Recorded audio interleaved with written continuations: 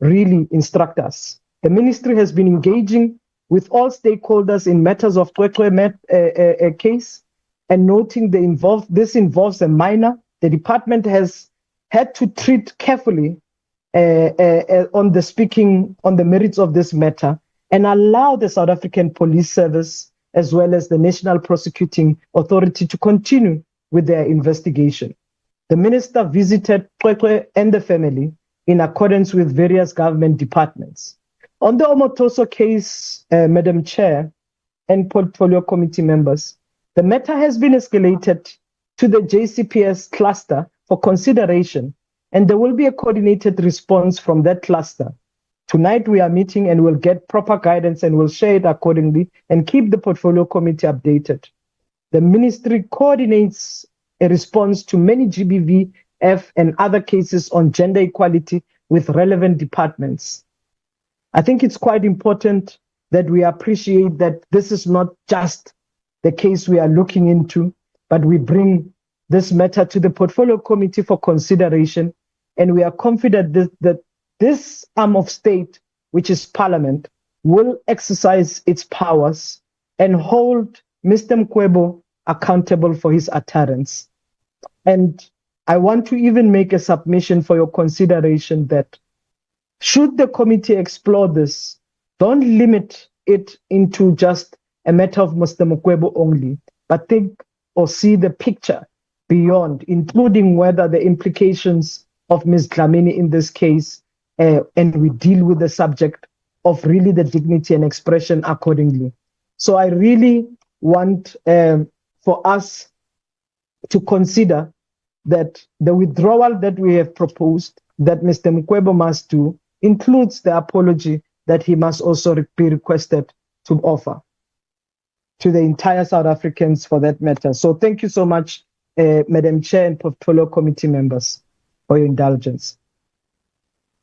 Thank you so much, Honourable Deputy Minister. And before I hand over to honourable members, I want to ask a question, Deputy Minister, whether Ms. Dlamini has opened a case of cyberbullying or gender-based violence herself, whether you're aware that she has gone to the police station and opened a case of gender-based violence or cyberbullying at this stage. I'll let you, Madam Chair, that in my engagement also with Ms. Dlamini, she is engaging with her legal team. I'm supposed to be getting update of the actions that they will be undertaking on this particular matter. But I did engage with Ms. Dlamini and also extending our solidarity. But I will allow them to conclude their legal engagement with her team, and I will bring you up to date once I have the information, Madam Chair. Honourable members, the question before you now, we thank the Honourable Deputy Minister for her inputs and her submission to this Portfolio Committee. The question now before you, honourable members, is whether you believe that it is our mandate to mediate this case, considering that there's currently no case opened with the South African Police Services for cyberbullying or gender-based violence. So the question is whether you want to accede to the Deputy Minister's request and whether you believe that it is our mandate to mediate in this case, as she has argued this morning. I will now take hands. I would like all honourable members to please give their inputs so that we can come to a conclusion on a way forward. Honourable members? I have raised my hand. Yes, thank you, Honourable Whip. I'm just trying to see if there are any further hands, except for Honourable Chauke Adonis, followed by Honourable Polwane.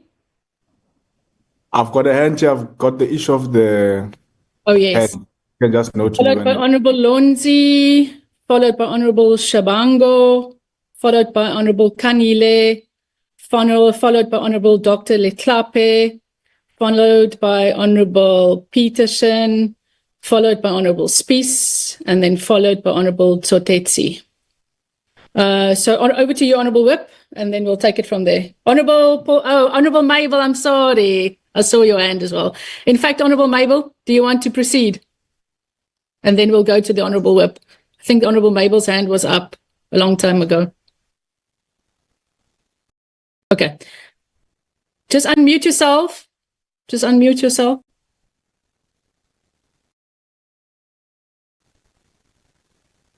Just unmute, Honourable Mabel. Yes. Please proceed. Thank you very much, Honourable Chair and the members of the committee. Honourable Chair, in this matter, I really now becoming confused because now a deputy minister just said to us there's a case that is being opened by Ms. Dlamini. Now, if there's a case that is being opened by Ms. Dlamini, how are we expected to intervene as a committee? I just fail to understand that, because if the case already it's in the maybe on the legal hands, now how are we going to intervene? What will be our input in intervening in such a case? We'll be calling Mr. Mukwevho, or I'm sorry if I'm pronouncing the surname wrongly, but on the other side, we call Mr. Mukwevho to Parliament. On the other side, there will be a proceedings of court, whatever legal steps that were taken by Ms. Dlamini.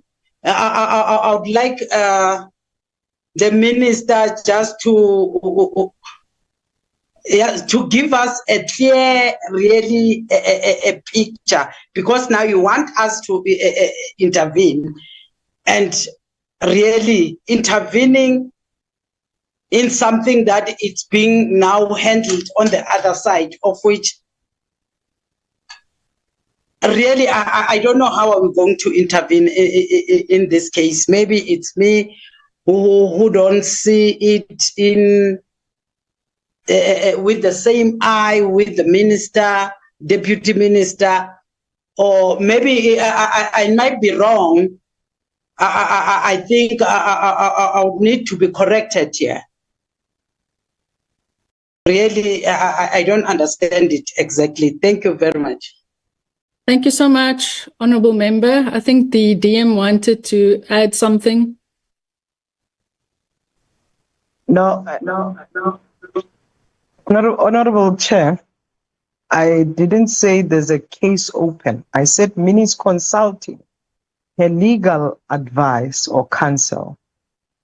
She will inform us on her action if they do open a case, but currently there is no case that is opened. And I would not want to be misrepresented. I said she is consulting a legal counsel, and we will know whether there will be a case or not. But that's the status at the moment. I hope Honourable Mabel understands where we are. Thank you. Thank you, DM. Honourable Chauke Adonis, and then we'll go to Honourable Kanile. Thank you very much, Chairperson, for the opportunity, and greetings to honourable members and the Deputy Minister once again. Chairperson, I'd like to also just start off by appreciating the matter before us that has been brought forward by the Honourable Deputy Minister Steve Letsike. And I think this is quite a critical matter that should be brought to the fore.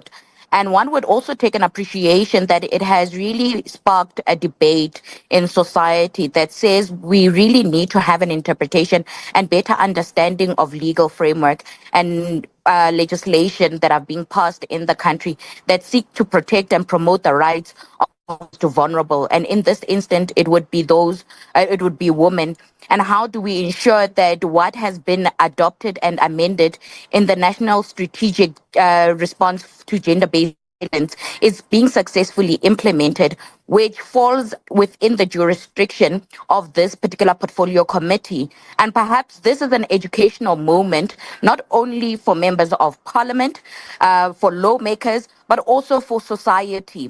As Honorable Honorable DM has alluded to the fact that there are various forms of soft gender-based violence that is being perpetrated, and we have, as a society, normalized this practice. And yes, Chairperson, the question would be, is this within the jurisdiction of this particular portfolio committee to summon Mr. Mukwevho's appearance before this portfolio committee? And as Honorable DM has alluded to, it comes in various forms, whether physical, in written documentation. There are various forms that are prescribed that give us that authority.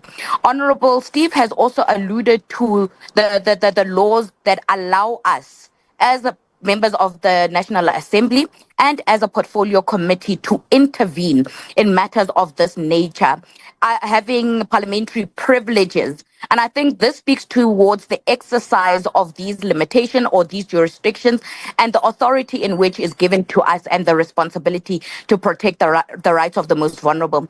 And it's quite concerning that we find, I know Honorable Mabel, perhaps you seek clarity to say there was a case, and I'm glad that the DM did clarify this particular aspect, to say, do we wait for a victim to first have, must there be physical bodily harm before this portfolio committee then responds and acts?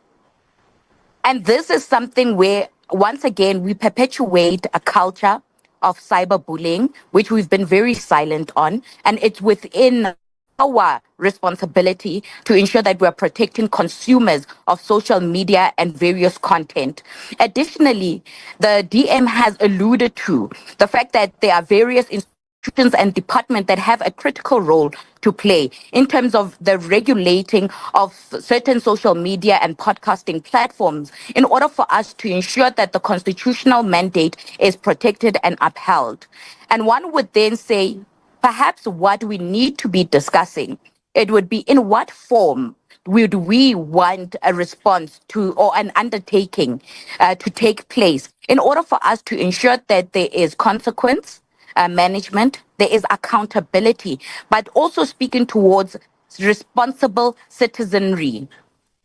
We must understand that freedom of speech must not infringe on the rights of others. We must protect the rights of the most vulnerable and all South African citizens. We cannot continue to perpetuate gender-based violence. And as members of parliament and this portfolio committee, I think, as very clearly stated, it's within our jurisdiction to perhaps find clarity on the matter. And one would even call for a public apology, not only to Ms. Minnie Dlamini, but to all women. As a woman myself, highly offended, and we must not try to politicize the matter.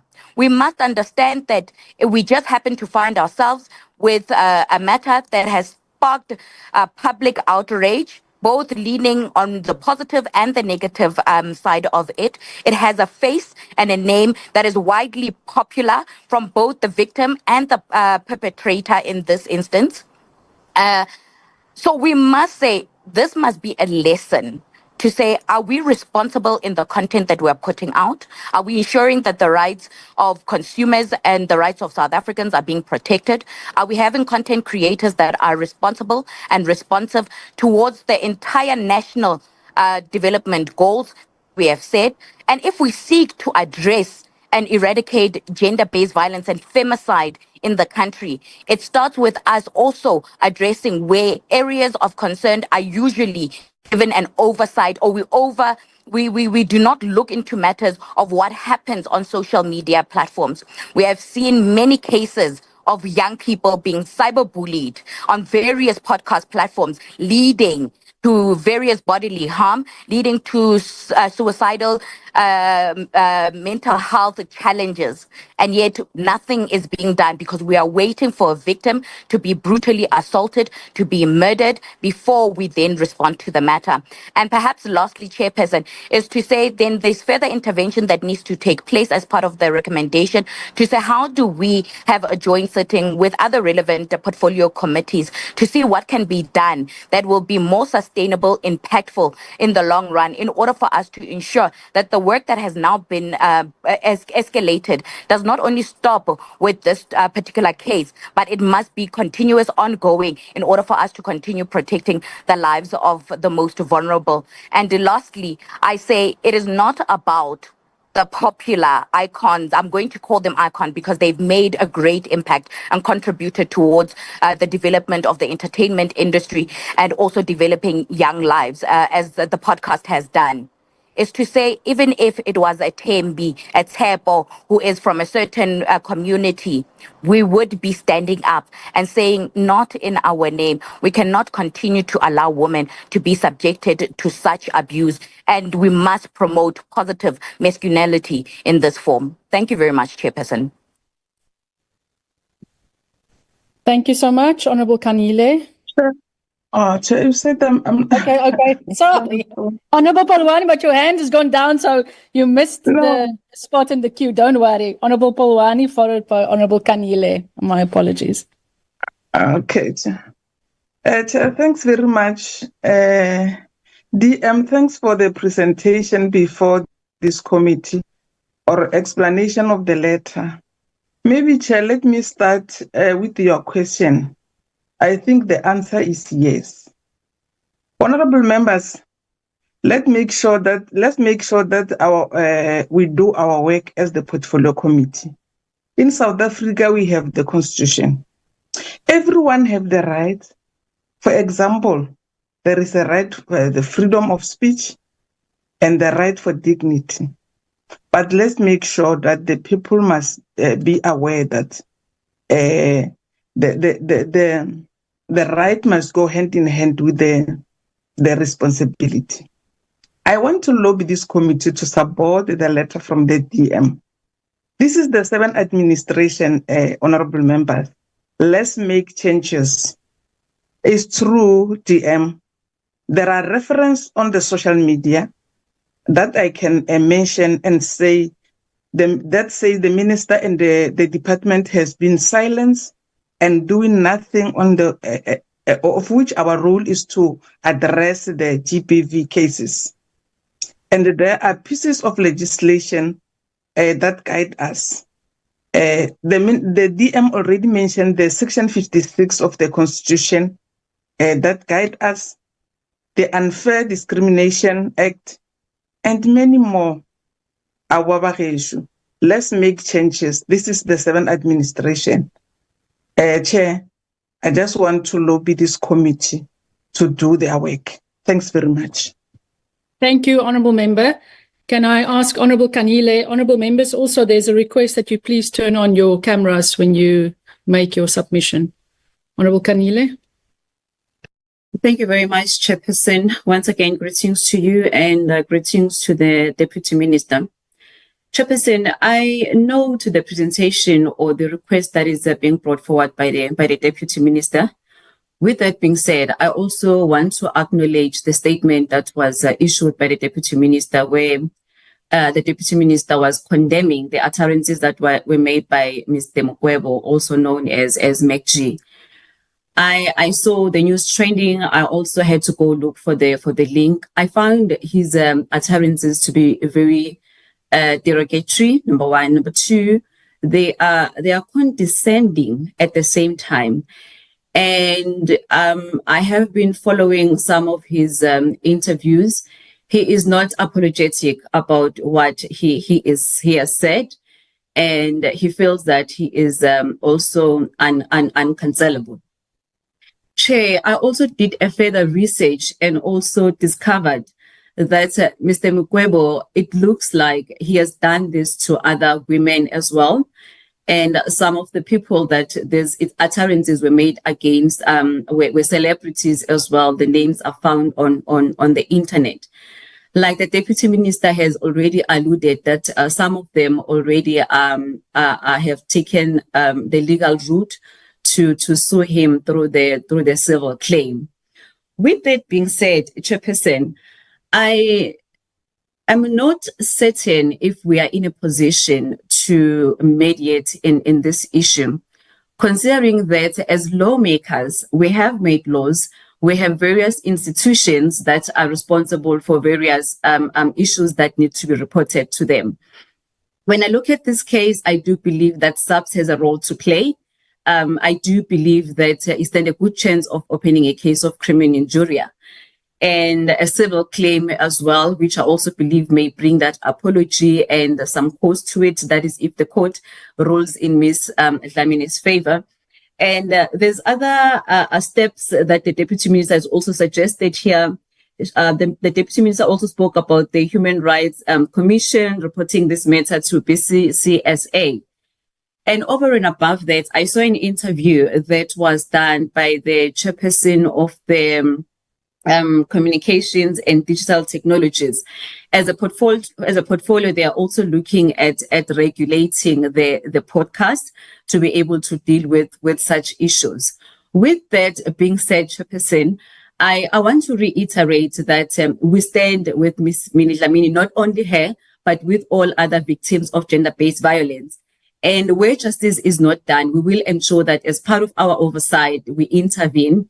Maybe if we were sitting here with the SAPS case, a case number where she's indicating that she has opened a case and SAPS is not doing what they're supposed to do.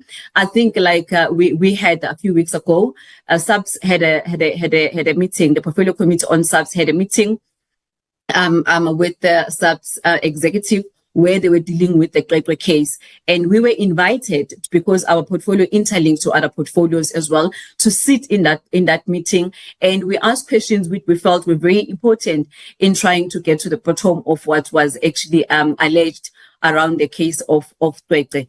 With that being said, Chairperson, I do wish to reiterate that as a portfolio committee or myself, I fully stand and fully support all the victims of gender-based violence, and where justice needs to be done, we are definitely going to intervene. But at this point in time, I think we will be overreaching if we decide to mediate on this matter. Thank you, Chairperson. Thank you, Honourable Angel. Dr. Leklape.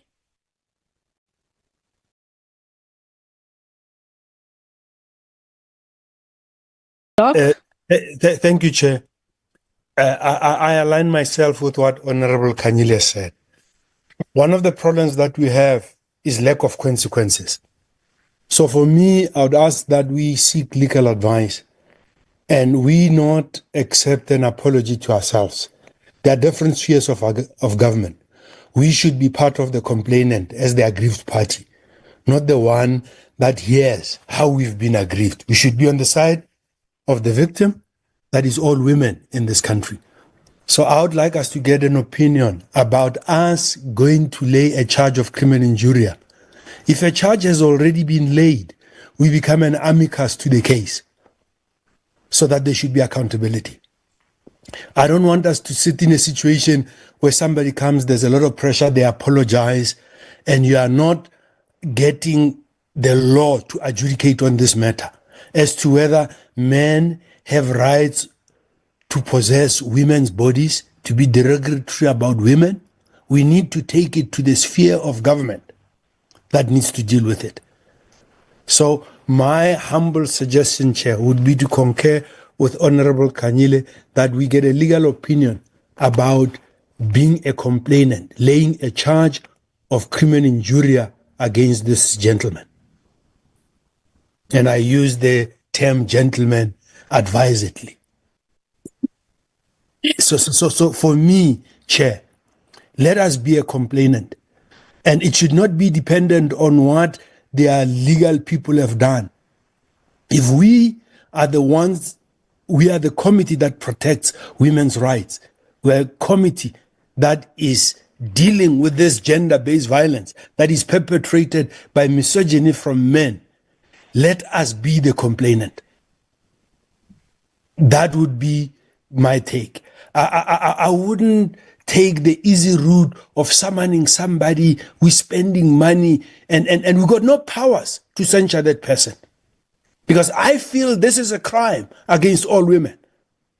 And it should be tried in a court of law.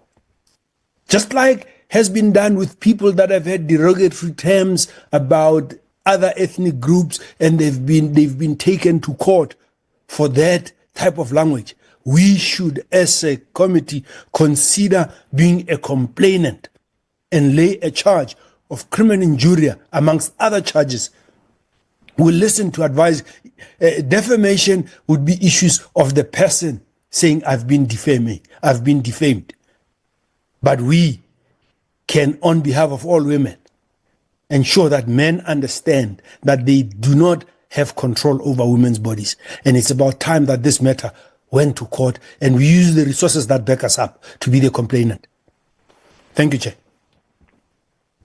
Thank you so much, Doc. I hand over to Ms. Peterson, Honorable Peterson. Thank you, Chairperson.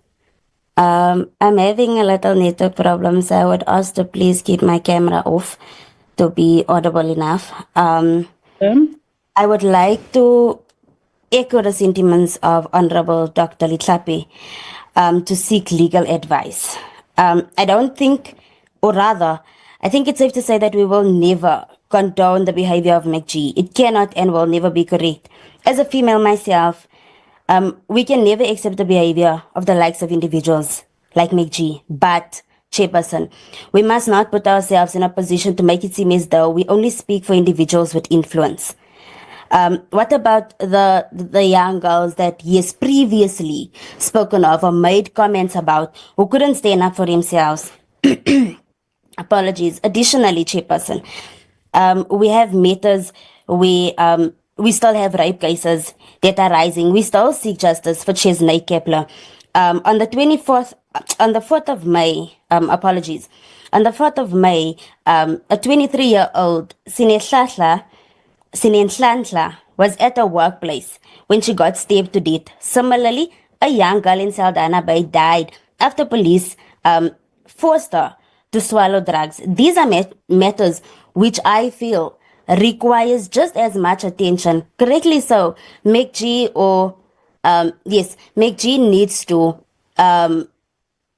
publicly apologize for the statement that he has made and for the woman that he has offended. He needs to be held accountable. But we must not put ourselves in a position where it makes it seem as though we only speak for people with individuals with influence.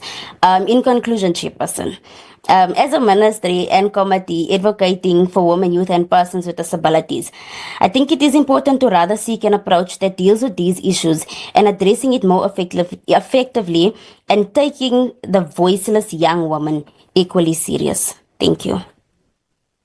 Thank you so much, Honorable Peterson. Honorable Spies. Chair, did you forget me? Or No, your hand is now. It was early up. Okay. I think I was after. Okay, let's go to Honorable Spies, and then it's your opportunity, Honorable Shabango, and then we'll go to Honorable Tsotetsi, and then to Honorable Lonzi. Honorable Spies, followed by Honorable Shabango. Thank you, Chair. Chair, I need not to repeat what has been said, but I think it's important that I do say it and put on record that the remarks made by the podcast MacG was reckless, and it was really, really unfortunate, and it was just really bad, and it doesn't sit well with anyone. It cannot, it doesn't sit well with me. I think for someone who has been personally experienced cyberbullying, a few years ago and had to take action, I strongly condemn the utterances that was made by him. But then, Chair, many women on a very daily basis, and as we currently sit here, faces online harassment. And I think it's very crucial that we address this issue with gravity. I do believe that podcasts, have a significant influence on our society. Podcasts, really, it shapes the culture and the perceptions, and in particular amongst our young people who consume news and information through this platform, but society as a whole. And I think it's important that podcasters must exercise responsibility and also the consideration in their content. And as we all have heard, this person has done this so many times. And then, Chair, I want to align myself with Dr. Letlape, my colleague, Honorable Kanhile, Honorable Peterson, that our portfolio committee should prioritize the issues that aligns with our mandate. Clearly, we should do that. As the TM has also said, our advocacy role, focusing on matters that require our attention. But I want us to really avoid selectivity in the issues we raise and the respect the committee's boundaries. And I think we should take note of that. While I acknowledge the Deputy Minister's effort in tabling this matter to us, with very clear actions stipulated, I would actually find it encouraging to see a consistent action in other instances. Because I do believe, and as the Deputy stated, we need a huge stance, but we need a broader stance on advocacy issues or efforts. And we need a much stronger engagement also by the Commission of Gender Equality. I do not believe that we should now be summoning anyone at this point to this committee at all. I do not think we are at this point really in a position to make that decision, and I will not support such a decision. Because I do believe, Chair, it sets a concerning precedent and it oversteps, I believe, our committee's authority. Notably, we must also take into account that the Department of Communications is addressing the issues of online cyberbullying, and which encompasses these issues and future incidents that might occur or is happening at the moment. So I want us, Chair, at this point to remain focused. I want us to look at exploring the legal route by us getting an opinion from our legal advisors. But at this point, Chair, what we are saying and what we are stipulating as actions and summoning people to this committee is setting to me a huge precedent, because what do we do in the case of many women? For instance, I know of women that at this very moment that has gone through this, that has not been, no one stands up for them. No one even knows about it. And I do believe that we must tread very carefully in how we deal with this. And I sympathize with Ms. Dlamini, with all women that goes through it, because I know exactly how it feels. And maybe I haven't experienced it on the same level that Ms. Dlamini had, or my incident wasn't similar. But cyberbullying, online gender-based violence, soft gender-based violence, call it whatever you want, is not acceptable, and I will never stand for that. And that is very clear in my, discussion or my input in this. And so I would not at this point agree to us summoning anyone at this point to this committee to further address this matter. Thank you. Thank you very much, Honourable Spies. Honourable Shabango, it's now your opportunity. Thank you, Chair, and my apology for interjection. It's just that I need to sign out from the hospital before 12. So that is why my hand was raised earlier. Maybe when I started pressing up, then I took it off. But I really apologize for interjecting. I really apologize. We didn't know you in hospital, Honourable Shabango, our mother. So we wish you well. No, I'm good. I'm good, Chair. Chairperson, let me take the opportunity also to welcome the presentation by the DM. And I'm not going to repeat what other members have said, but I've picked up loudly so that the minister indicated that this is not an isolated incident. Because if you look at this podcast, it has been happening that I think this guy enjoy to bully or to do this cyberbullying on women, especially the celebrities. It's only that now it has been presented while it happened to Miss Dlamini, but I understand that it involves a whole lot of other the incidences that happened to women before.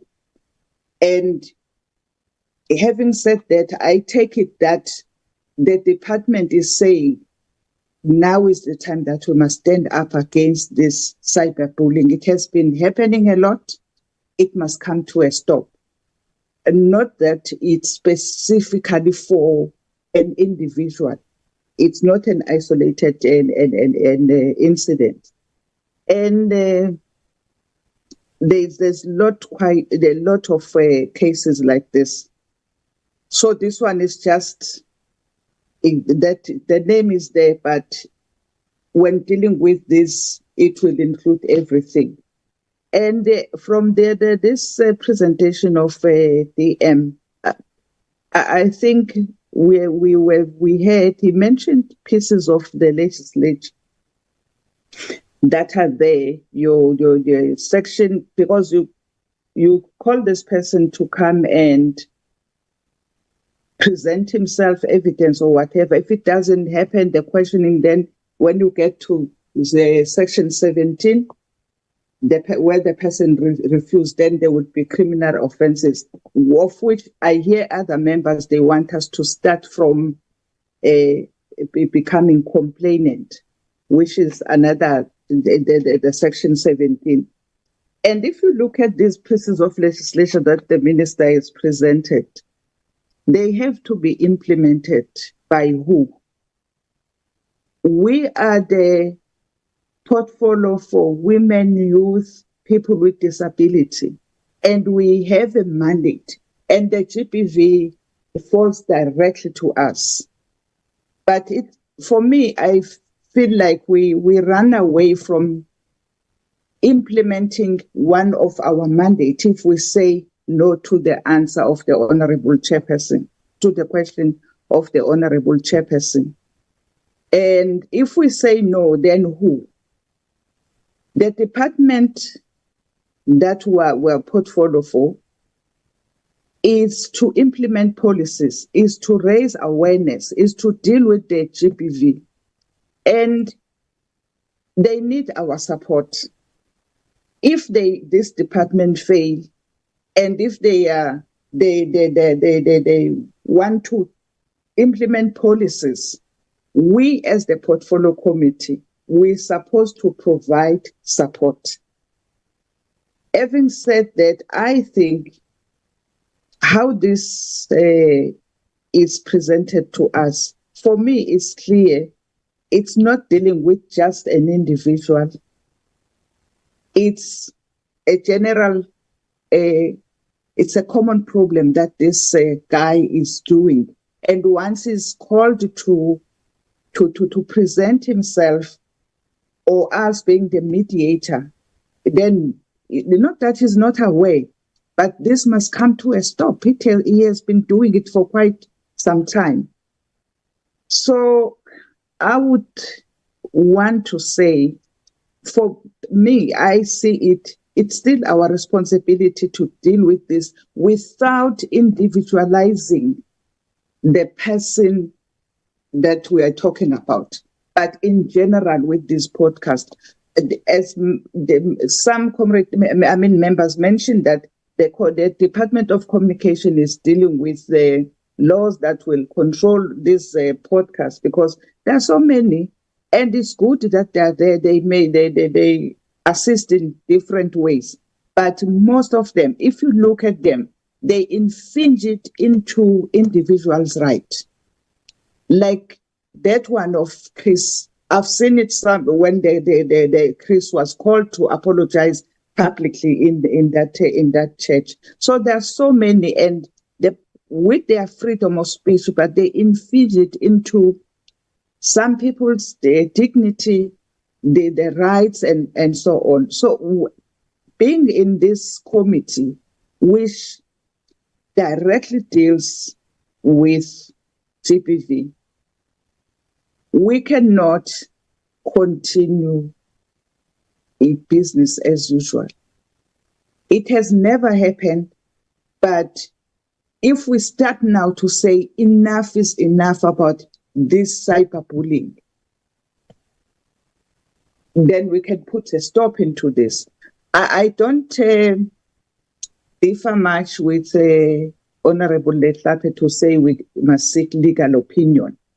That we can do, but not denying, not to say no in dealing with this, to allow, to say we invite this individual. But the legal opinion, from my suggestion, I would suggest that we seek legal opinion in bringing this person to come and account to this committee, to be just what legal advisor, just to be advised on what we are deciding to do.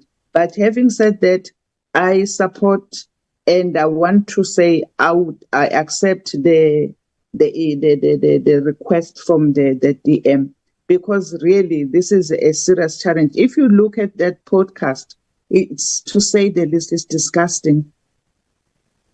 Being a woman and looking at that podcast, how that guy is, it's stripping the dignity of the individuals on the social media. Thank you, Chairperson. Thank you so much, Honorable Shivango, and we wish you well, and we're glad you are being discharged from hospital.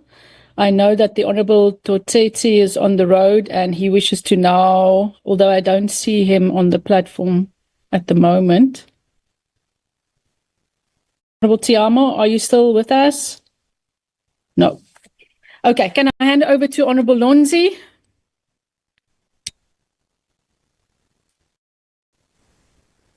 No, thank you. Thank you very much, Chairperson. I think I must start by introducing myself to the Minister. Minister, my name is Sihle Lonzi, Member of Parliament, deployed by the Economic Freedom Fighters. And I'm introducing myself, Chair, because I don't know this minister. I'm seeing this minister for the first time. When a 13-year-old girl gave birth in Sishego Hospital in Limpopo, teenage pregnancy, I never saw the face of this minister. When cases of Cwecwe came, boy in Matatiela, Alu, I never saw the face of this minister. When last year, between I think October, December or so, there were more than 120,000 reported cases of teenage pregnancy in KZN, in Gauteng, Limpopo number 3, and I think Eastern Cape number 4. I never saw the face of this minister. When the rape victims of Omotoso didn't receive justice, and the judge literally said it was as a result of the incompetence of the NPA in her judgment, effectively saying these people were supposed to receive justice, but because of the inefficiencies of the prosecutors, the NPA, a rapist is now free to roam the streets of South Africa. I never saw the face of this minister. So I don't know them.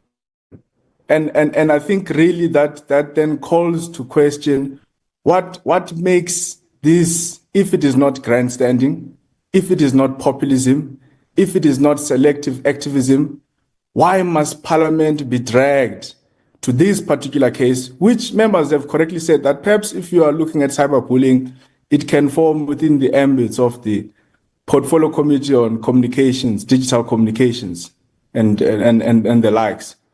when about half of the young people in South Africa are unemployed, remember this is a portfolio committee of women, youth, and persons with disabilities, was sitting with almost half of the population of young people are unemployed. We don't know these people.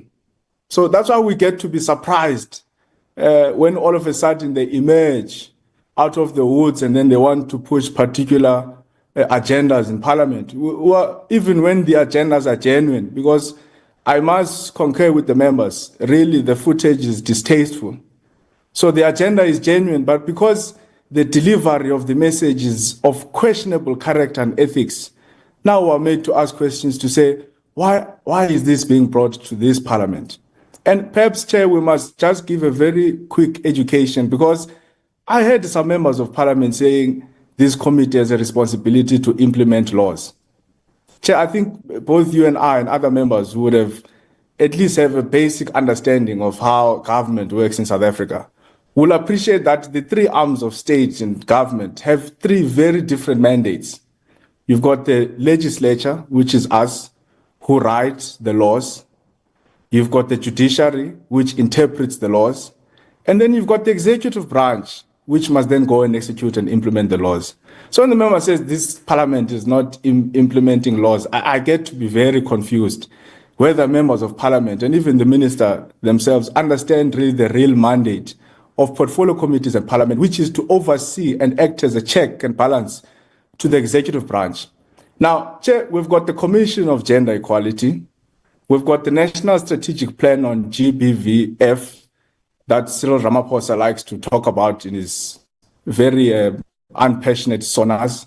Now, the question we must then be able to ask the minister and the department rather is this a vote of no confidence on those particular entities? Because that's when we then come in as a check on the executive to say, all these entities which fall under the department, which are supposed to deal with these issues, the Commission of Gender Equality, the strategic plans which are there, and many other entities that are supposed to deal with these very critical and important issues, have they failed to deliver on their mandates? And if the minister must then come to us and say, look, we've failed to deal with GBVF in society, and we're asking Parliament in its oversight duty to perform oversight over government departments and entities, to then come in and say, all of these nice words that we like talking about in SONA, all of these commissions that we like establishing, all of these useless structures that we spend millions and millions of South African taxpayers' monies on, are not doing their work when it comes to implementing the national strategic goals and plans on GBV in South Africa. And when there is that vote of no confidence in those particular entities, then us as Parliament, within our mandate, we then come in and say, it is now time to intervene, because Cyril Ramaphosa has failed to fight GBV in South Africa, because the Minister of Women, Youth and Persons with Disabilities has failed, because the Deputy Minister has failed, then Parliament must be able to come in.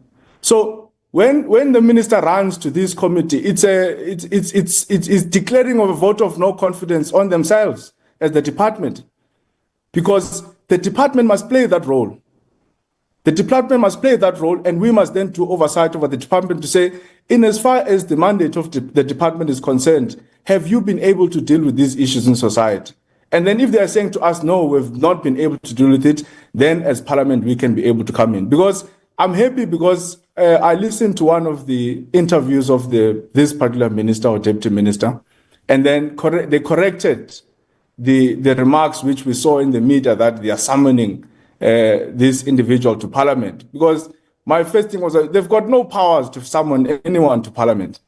That's a decision that we must take as members of Parliament and this particular portfolio committee. They've got these ministers report to us, who are the ones who are in charge of Parliament, who are running Parliament. They don't get to tell us what we must do in Parliament. But I'm happy because I think sanity prevailed, and after some time they were able to say, no, we're going to ask permission from this particular Parliament to look into this thing. But I am extremely suspicious of this selectivity that we're seeing. And I think this has been echoed by other members of Parliament, to say that we don't know these people. We never see them when these cases of GBV come out. We never see them when very sensitive and important issues come in South Africa that deals with the violence that we see against women and children in our society. but we get to see them on certain cases. Why is that the case?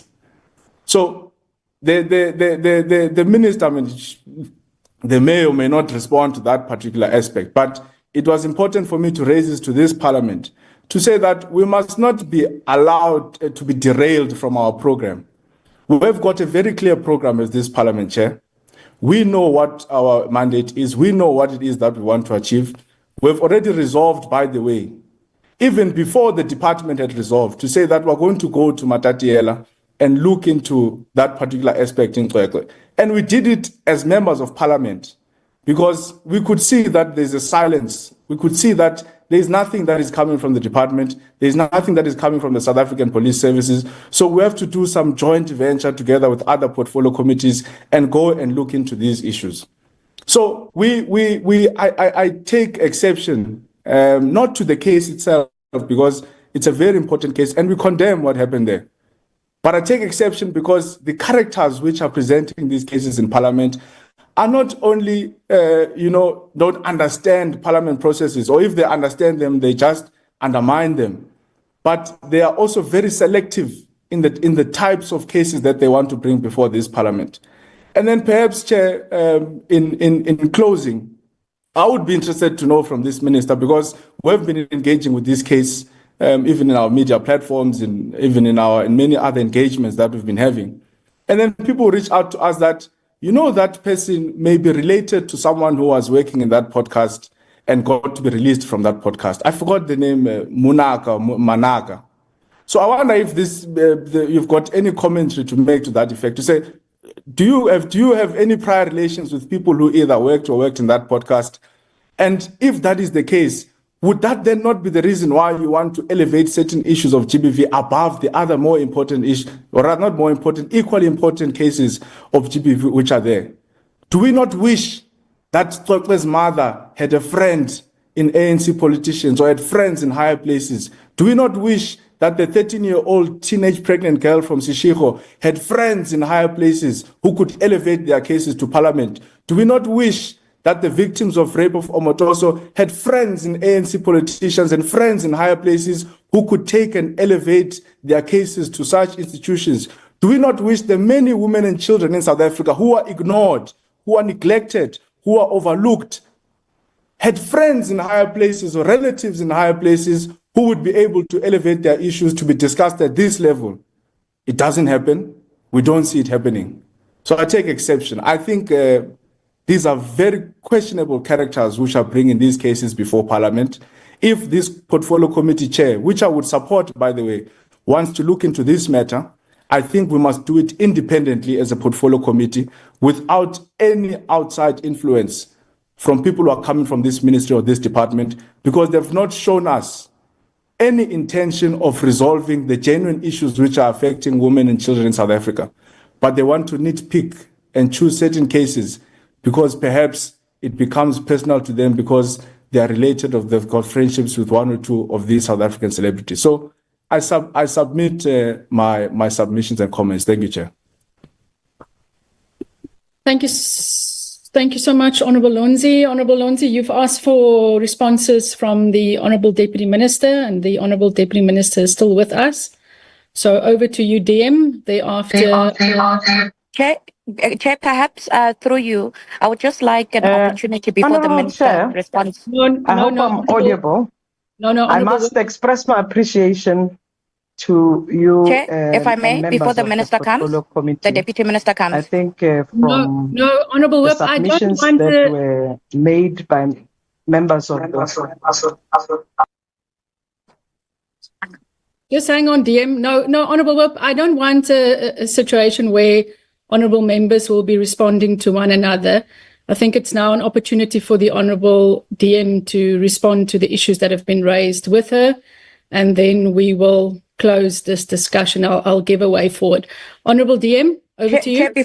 Before you proceed, I thought perhaps I wanted to say that perhaps some of the statements that were made were misleading, and I think it's our responsibility to clarify statements that are misleading, rather than to move and just have them overshadow the work of the organization. Yes, but Honourable Whip, the DM, the questions and comments were directed to the Deputy Minister, so I wish for the Deputy Minister to respond. I do not wish for a situation where honourable members respond to one another at this stage. I want the Honourable DM to be able to Thank you, respond. Chair. Thank you, Honourable Webb. Honourable DM, it's over to you. I also see the hand of Dr. Litlape, or is that a legacy hand?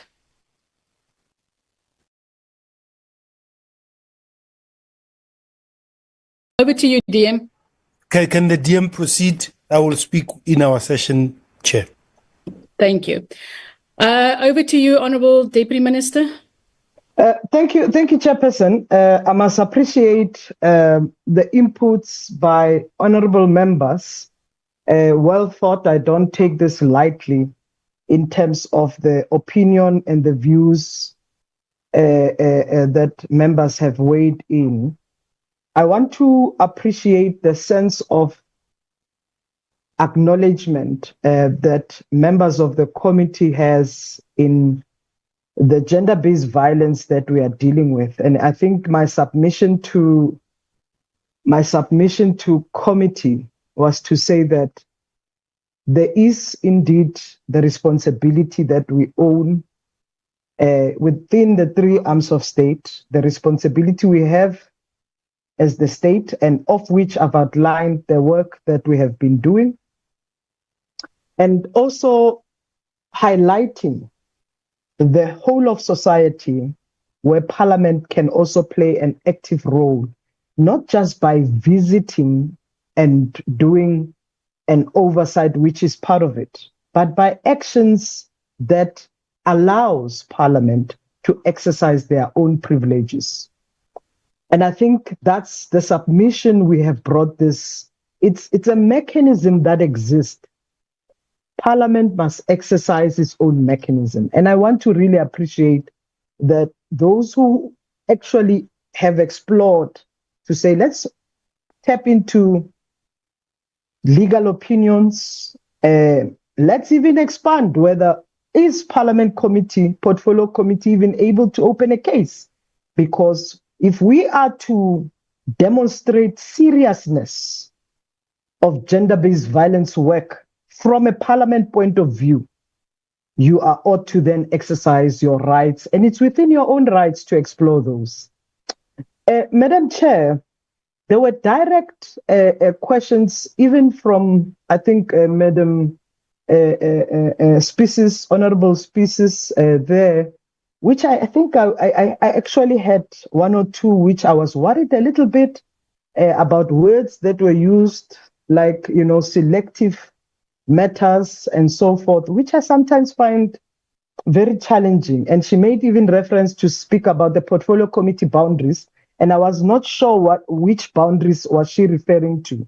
If she's referring to sections that I've quoted that the portfolio committee was or is able to explore, or if she was making reference to something that I don't know. I think I wish I would have understood, or she would have been explicit so that we understand.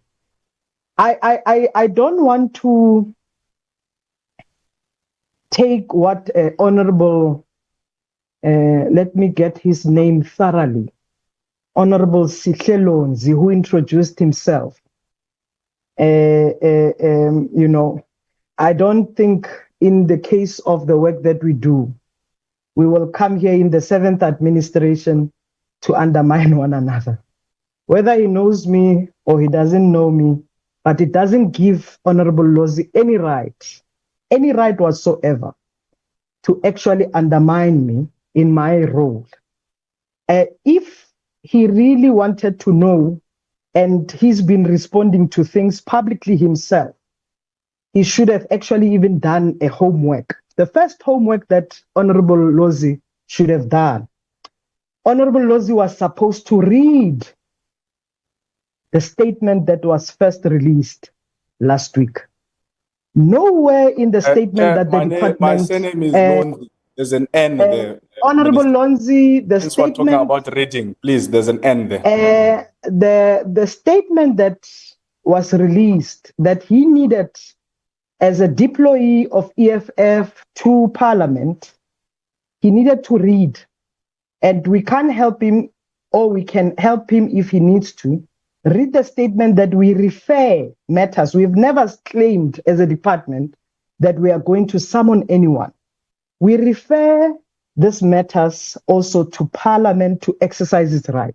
The same way Chapter 9 institutions must exercise their right and duties is the same way even other institutions such as South African Police Service will exercise their own obligation. Our duty as a department, not only just as an advocacy and as a mainstreaming department, our duty is also to monitor whether all stakeholders and institutions are actually doing their work to respond to gender-based violence.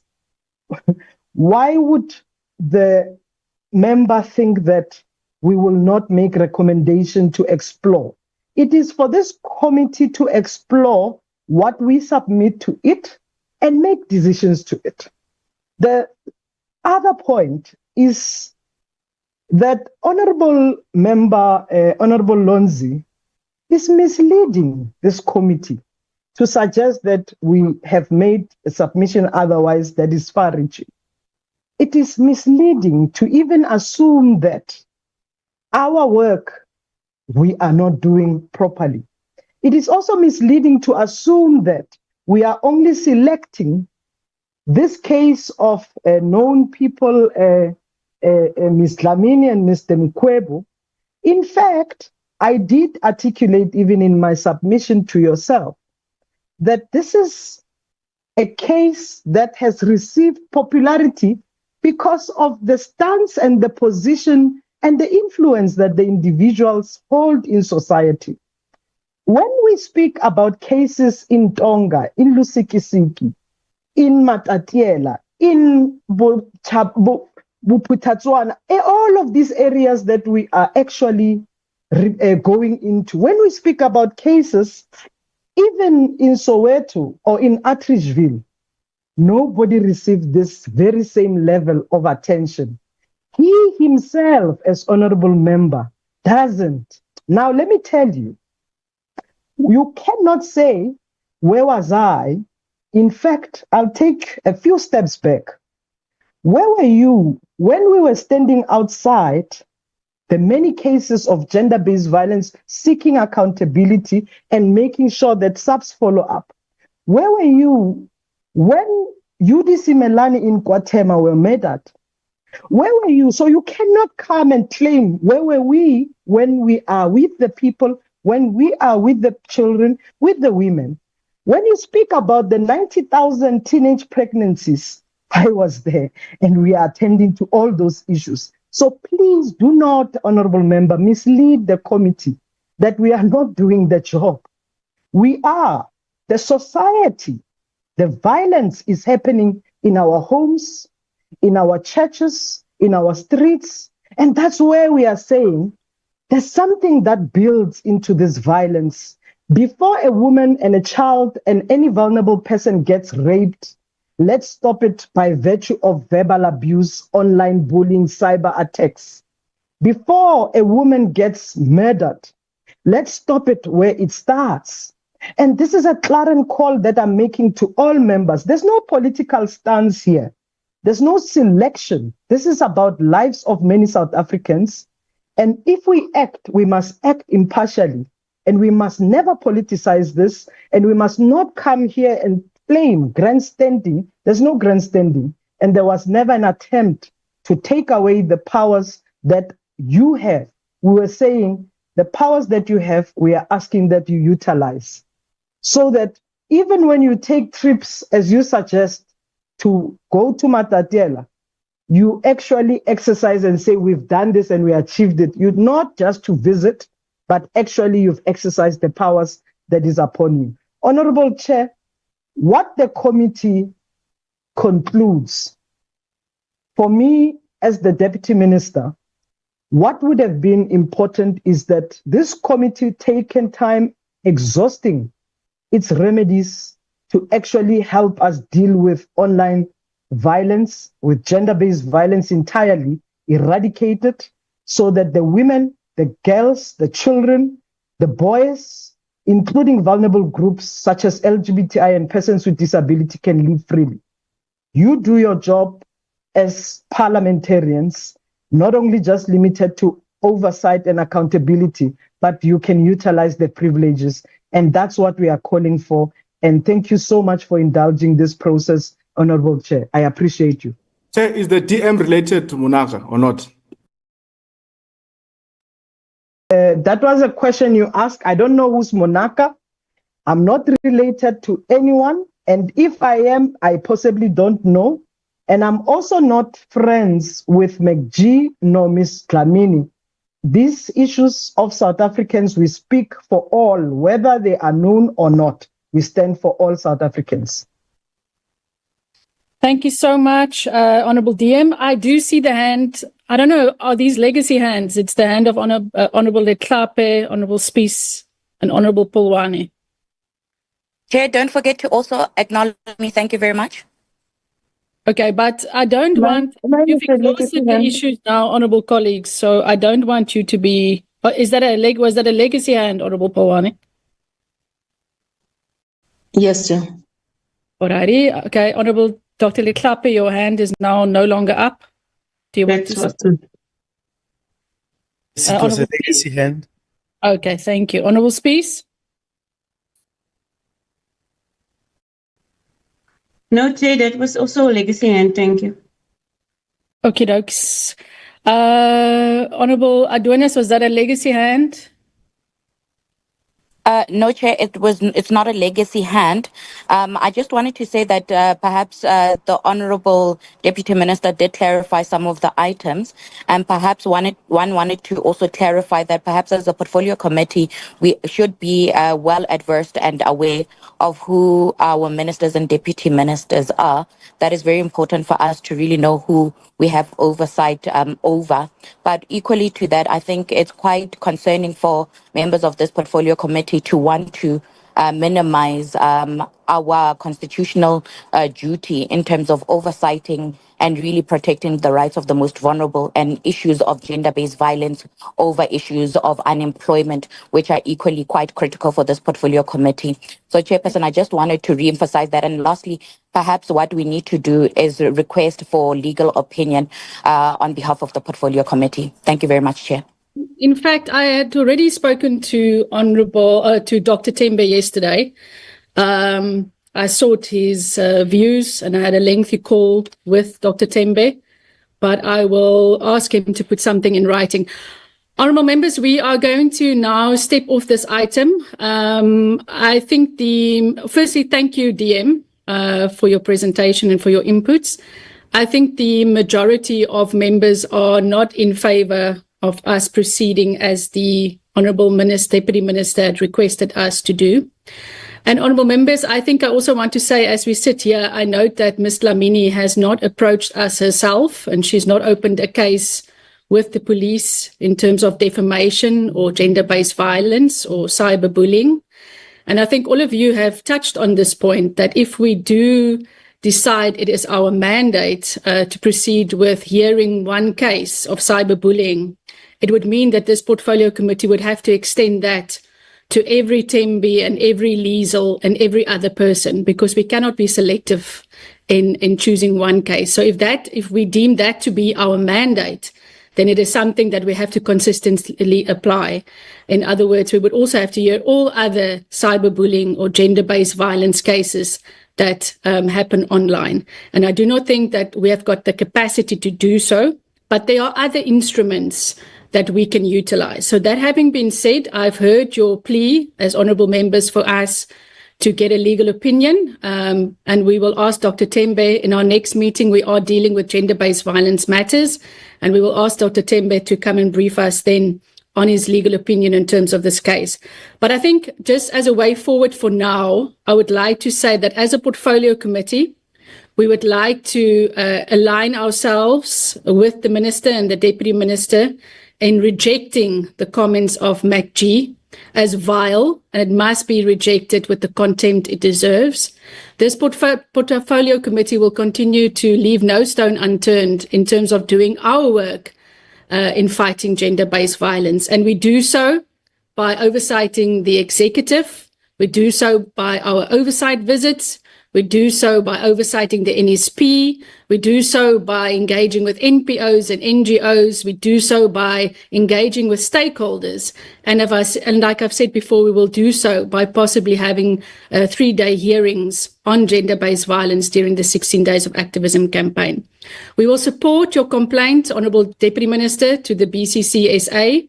We will also encourage you to finalise your discussions with Ms. Dlamini, and to encourage her to open a case with SAPS and to follow due processes. We also will support the approach and the intervention to lay this matter or to send this matter as a complaint to the Commission for Gender Equality, and we think that is the right approach.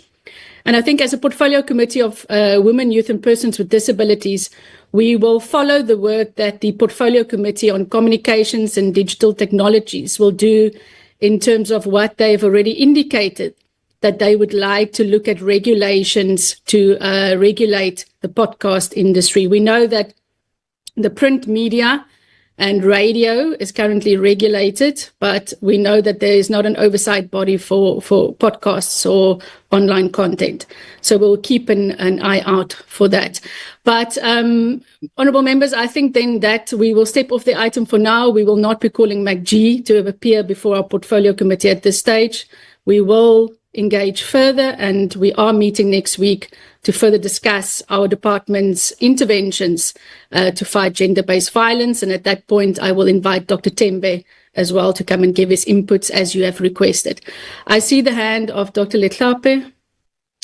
I hope I've summarized what honourable members have requested that we do. Dr. Letlape? Yes, Chair. I just wanted to say, Chair, that it should form part of the formal legal opinion to us. The Deputy Minister raised issues about our duties to be able to do this. And we should not be deterred by the fact that we're going to open the floodgates. We need to be properly advised in terms of those responsibilities. How can we do them properly? I agree with the conclusion that at this point in time, we won't be calling MacG, but I think we should be clearly advised, because if we now have a Gogo Dlamini who's not famous, who's not the minister, asking us to intervene, what would we then do? Would we then say, I hope the Chair understands that we need to be properly advised in terms of whether we have this responsibility that is too onerous, that we might not have the resources for, but if we are called to do this by somebody else, what do we do then? So that we do not shirk our responsibility, Chair. No, that's fine, Dr. Letlape. We'll definitely ask Dr. Tembe to talk to us about that, whether it's within our mandate. I do not think that there's a request from Ms. Dlamini before us that we are considering. She has not laid any formal complaints with any bodies, nor has she approached this portfolio committee. And I'm sure that had she approached this portfolio committee, like you said, if there's a Gogo Dlamini approaching the portfolio committee, maybe our stance would be different. But it's true that we have to seek legal advice in terms of our mandate. Is it our mandate to mediate cases before the case that the Honourable Deputy Minister has brought before us, which is a case of cyberbullying? So yes, we will get proper legal advice in that case. I want to close this matter because you'll have another opportunity next week to engage on gender-based violence matters. Honourable Whip. Apologies, Chairperson, for interjecting as you wrap up on this matter. I just want to find out, in your summary, you have indicated that we will not be furthering or escalating this matter in terms of summoning anyone to appear or to report to the portfolio committee. Is this on consensus of members rejecting this particular motion? And one would want just clarity on that, in terms of the number of members who have rejected this motion. Thank you, Chair. Yes. Honourable Chauke Adonis, I took notes, and as far as I understand, in terms of the submission made by the Deputy Minister, persons who voted in favour of us calling MacG to appear before us was yourself, Honourable Chauke Adonis, Honourable Totseti, Honourable Shabango, and Honorable Polwane. Then against the proposal is myself, Honorable Kanyile, Dr. Letsike, who is asking for proper legal advice in order for himself to be able to apply his mind or give an opinion. Honorable Spies, Honorable Lonzi, Honorable Peterson, and Honorable Mabel. So the fours are 4, and the against is 1, 2, 3, 4, 5, 6. And I've counted Dr. Letsike as abstaining for now. Honourable members, that is then the conclusion of today's discussions on this matter. As I've indicated, the discussion around gender-based violence and femicide and our interventions as a portfolio committee, as well as the work that our department is doing in this regard, will be discussed next week. So we will have an opportunity to further engage. I will then also ask Dr. Tembe to come before us to give his opinion in terms of our mandate in hearing cases such as these. Dr. Letsike? Chair, my plea would be that if we're going to vote on matters like this, let it be done properly, where after the outsider has presented, we then excuse them. We then enter into discussion and a formal vote, so that due process.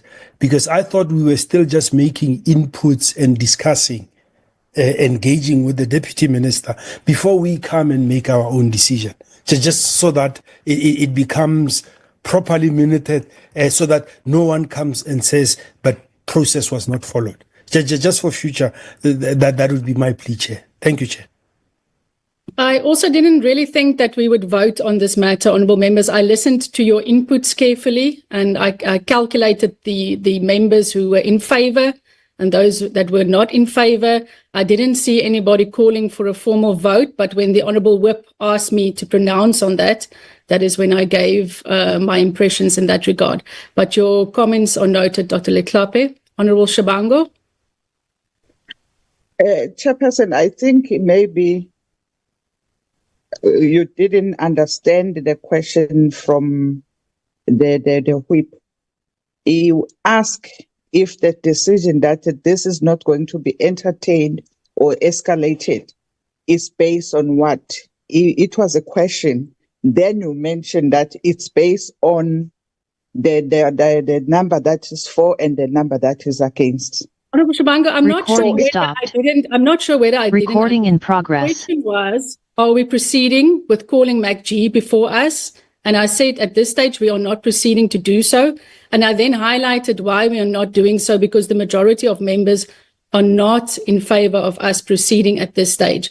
I also said that I agree with honourable members who have asked for a legal opinion to be presented to us next week on this matter, where Dr. Tembe will come and speak to us about our mandate and responsibilities with regards to the request that we got from the Deputy Minister. I'm not sure they know what I didn't understand.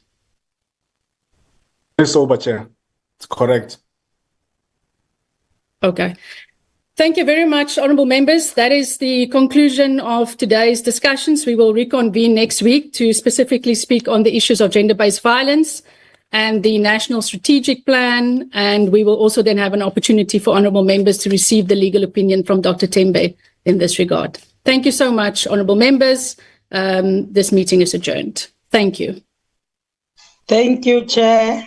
Thank you, Chair. Long live the chairperson. Long live. Chair, thank you, Honourable